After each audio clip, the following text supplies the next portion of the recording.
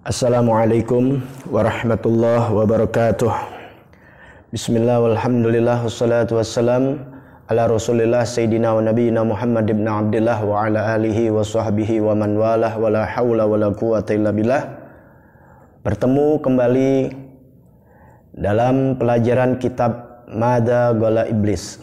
Dalam pelajaran Mada Gola Iblis, yaitu apa yang dikatakan iblis dalam episode yang ke-14. Di dalam episode yang ke-13 sudah diterangkan bagaimana iblis menggoda umat manusia, terutama umat Islam, agar lemah di dalam beribadah.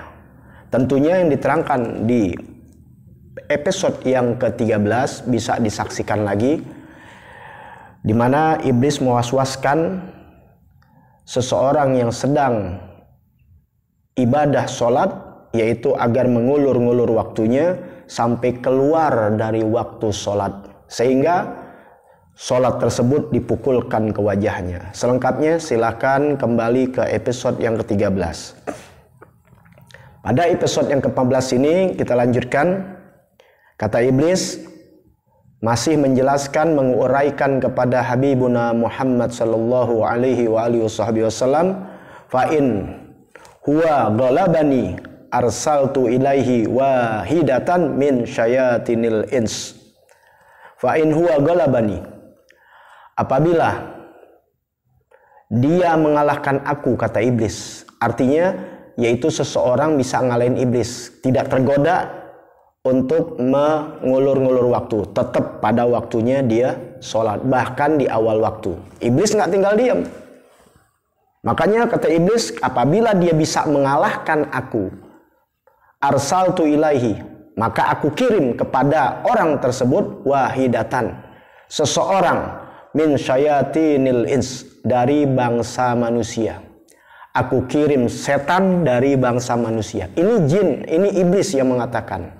Dia punya dua tentara, ada tentara manusia, ada tentara golongan jin, yang dikatakan syayatinul ins wa syayatinul jin, setan-setan bangsa manusia dan setan-setan bangsa jin. Apabila setan atau iblis sudah kalah dalam menggoda manusia dalam hal apapun ibadahnya, seperti yang dicontohkan ini sholat, maka dia tidak mau kalah, maka dikirimlah setan bangsa manusia. Untuk apa? Tusgiluhu an waktiha, untuk menyibukkan daripada waktunya. Tadi udah disibukkan, diwaswaskan oleh iblis, ya, oleh jin, bangsa jin, untuk bisa mewaswaskan manusia keluar dari waktunya. Ketika udah nggak bisa, maka yang dikirim adalah setan bangsa manusia, karena ini lebih berat, disibukkan ya untuk keluar dari waktu sholat. Oleh karena itu, ya, kata sini Malik bin Dinar rahimahullah ta'ala rahbatan abrar, inna syaitanal ins asyaddu ala min syaitanil jin. Setan bangsa manusia itu lebih sangat godaannya, lebih sangat luar biasa daripada setan bangsa jin. Kenapa? Wadzalika, ya, yang demikian itu, inni ta'awwadtu billah, ketika aku berlindung kepada Allah dari godaan syaitan yang terkutuk dari bangsa jin, zahaba anni syaitanul jins, maka akan kabur setan bangsa jin ketika kita membaca ta'awudz, yaitu berlindung kepada Allah Subhanahu wa taala. Wa syaitanul ins, adapun kalau kita baca-baca yang datang setan bangsa manusia, ya ji'uni, malah dia datang kepada kita. Ya, inilah beratnya. Seperti kita bisa berhasil dari godaan setan bangsa jin, tapi ketika digoda oleh setan bangsa manusia, wah, masya Allah, ketika kita waktu taklim, ada aja yang bawa kita jalan ke sono ke sini sehingga kita tidak taklim. Ketika kita mau sholat, ya, ada aja tamu, ada aja orang yang melalaikan kita untuk tidak sholat. Orang yang kerja udah pakai jilbab, setan waswasin, jin waswasin, udah nggak usah berjilbab, mau ngapain? Dia tetap kekeh, dia tetap tidak membuka auratnya, tetap berjilbab. Tapi datang setan bangsa manusia, ketika dia masuk kerja, ada peraturan dalam kerjaannya, tidak boleh pakai jilbab. Dalam peraturan ini tidak boleh pakai cadar dan sebagainya. Itulah hasil kerja iblis. Dia menggoda melalui daripada anak-anak buahnya, di antaranya anak buahnya setan bangsa jin. Kalau tidak bisa menggoda dengan bangsa jin, maka digoda dengan manusia, setan bangsa manusia. Diwaswaskan untuk menggoda manusia tersebut. Nah, makanya lebih berat kita menghadapi manusia-manusia yang sudah bersifat seperti iblis. Lebih susah kita menghadapi manusia-manusia yang berhati seperti setan. Ya, dilawan kita dihujah lagi pakai Al-Quran, dihujah lagi pakai hadis, dihujah lagi pakai ilmu. Pada sudah keluar dari jalur yang dibawa oleh Habibuna Muhammad Sallallahu Alaihi Wasallam. Itulah iblis punya daya upaya, punya kerjaan. Ini yang dikatakan iblis kepada Habibuna Muhammad Sallallahu Alaihi Wasallam. Kalau aku kalah, maka aku kirim utusan, yaitu setan bangsa manusia. Wa in galabani fi dzalik. Kalau aku masih kalah juga, jika aku kalah, kata iblis nih, ketika aku kalah menghadapi orang tersebut yang tetap kekeh dalam ibadahnya, bangsa manusia, sebangsa jin aku udah kirim kalah, bangsa manusia aku kirim sudah kalah, fi dzalik taraktuhu, aku tinggalin dia. Kata iblis, aku tinggalkan, aku biarkan dia.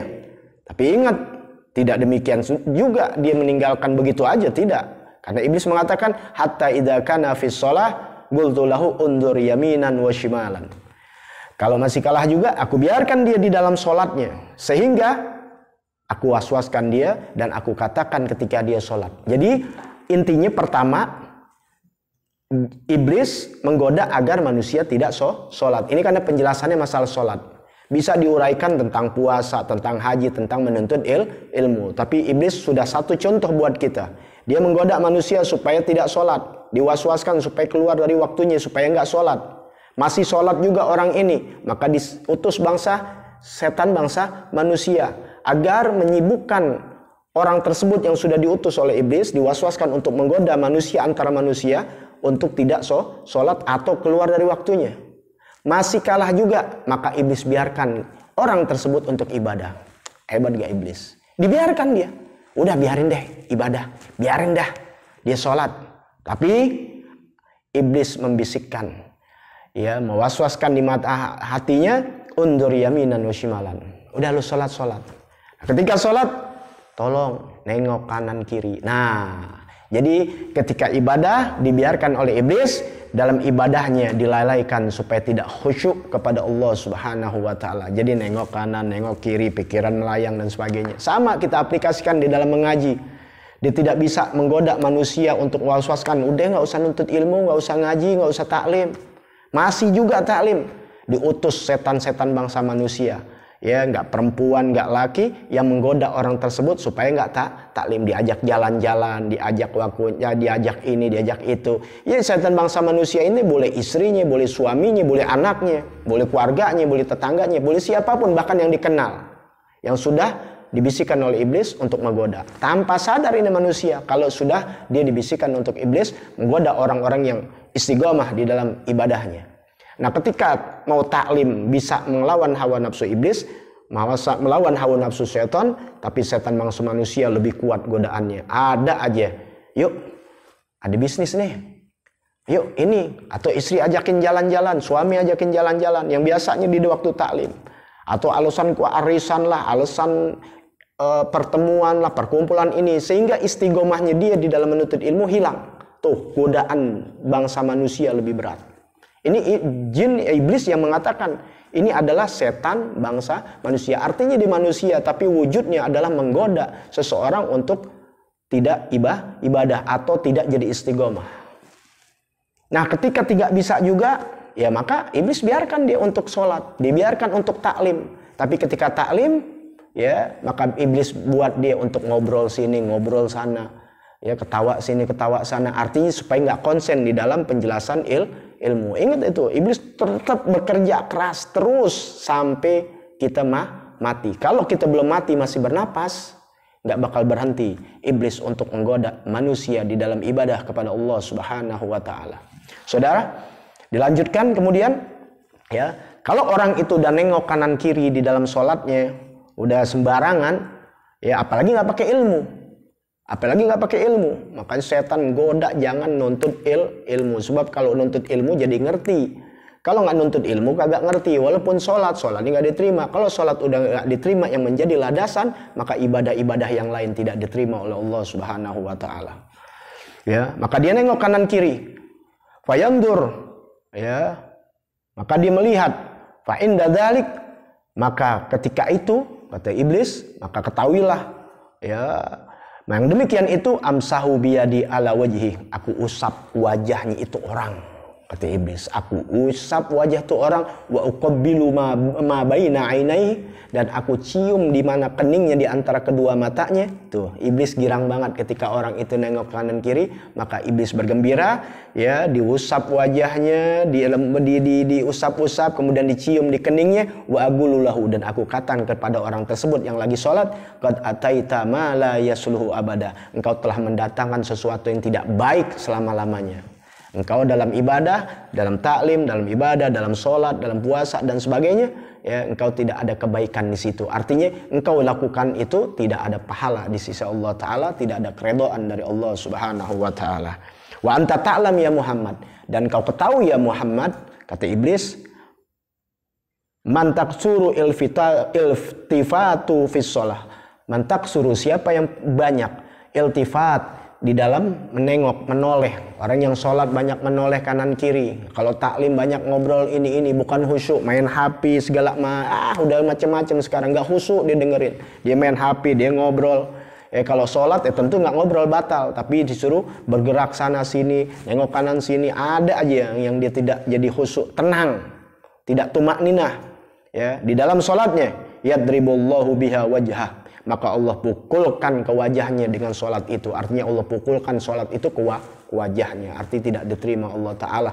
Sia-sia pekerjaannya. Walaupun dianggap seperti sah, apalagi banyak gerak lebih dari 3 kali, tidak sah hukumnya. Makanya kembali, yuk kita nuntut ilmu. Inilah episode yang ke-14. Insya Allah akan dilanjutkan di dalam episode yang ke-15. Masih banyak, ya, goda-godaan iblis, trik-triknya iblis, kejahatan iblis, perangkap iblis dalam menggoda umat manusia, terutama adalah umat Islam. Jangan kemana-mana, pantengin terus, ya. Jangan lupa di subscribe, bagikan ke teman-teman channel Habib Betawi. Insya Allah dapat kemanfaatan dunia akhirat.